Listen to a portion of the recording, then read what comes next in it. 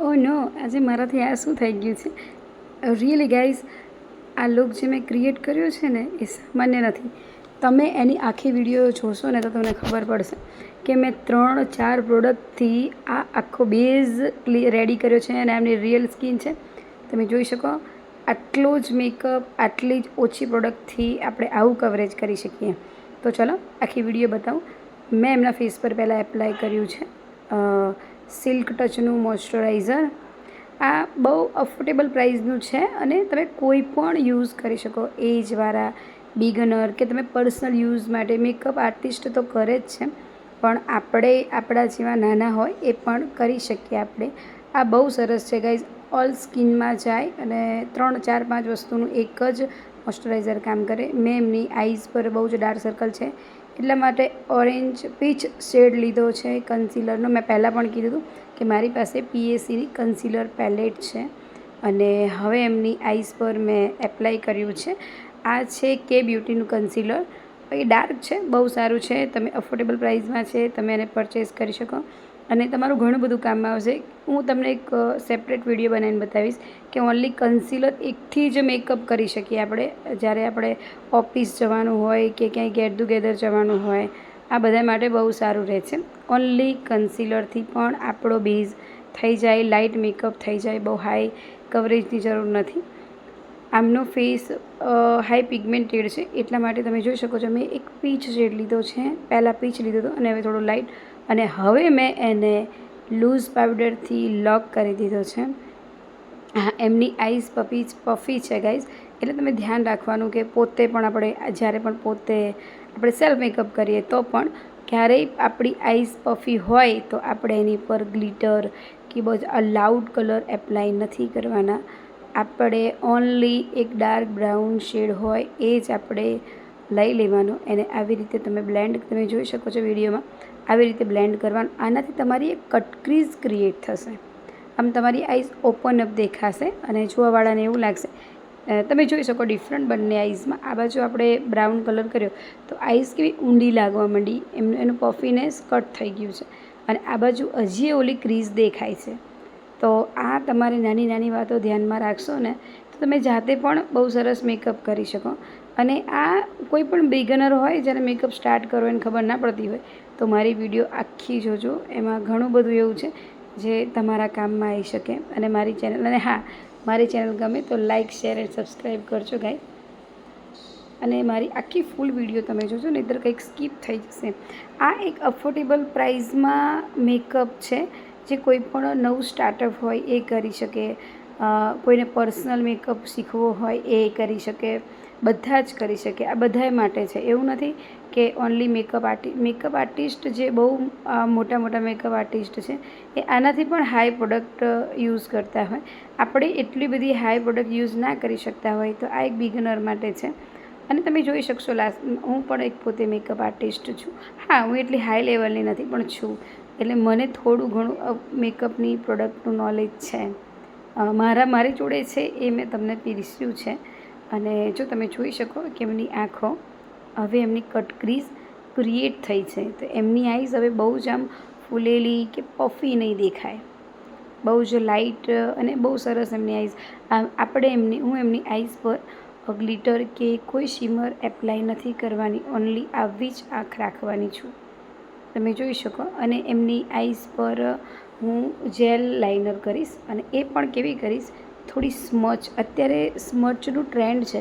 પહેલાં એવું હતું કે આપણે વિંગ લાઇનર કરતાં, બહુ જ આમ અણીદાર લાઇનર હોય તો આમ આંખો બહુ સરસ દેખાય. પણ અત્યારના સમયમાં મેકઅપમાં ટ્રેન્ડમાં આવું બધું ચાલે છે કે એકદમ લાઇટ બેઝ.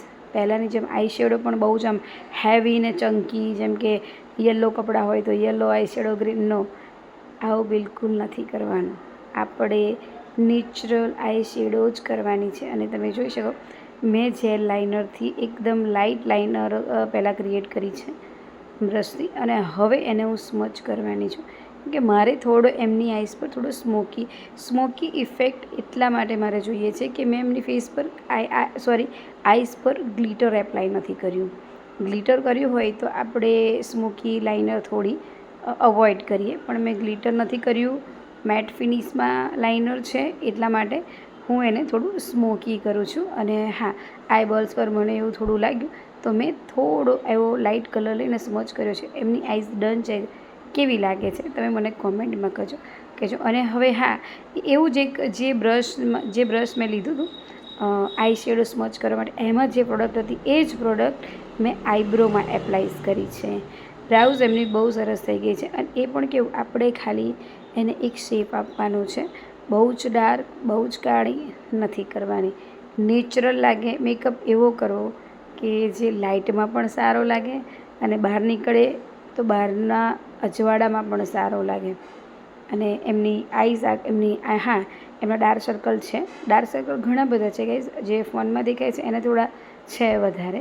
અને એમને નાના નાના ડાર્ક સ્પોટ બહુ છે એમની સ્કિનમાં. તો મેં આખા ફેસ પર મારી કન્સીલર પેલેટ બતાવી હતી, એમાંથી જ PSCના કન્સીલરથી જ મેં આખા ફેસ પર એક પીચ ઓરેન્જ જેવો શેડ છે એને આખા ફેસ પર મેં કર્યો છે. તમે જોઈ શકો એક જ કન્સીલરથી એમના ફેસ પર કેટલું કવરેજ આવી ગયું છે.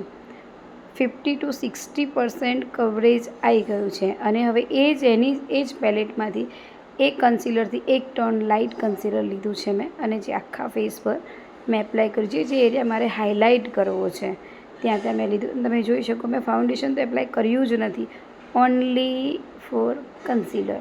અને કન્સીલરથી તમે જોઈ શકો કેટલું સારું કવરેજ આવ્યું છે.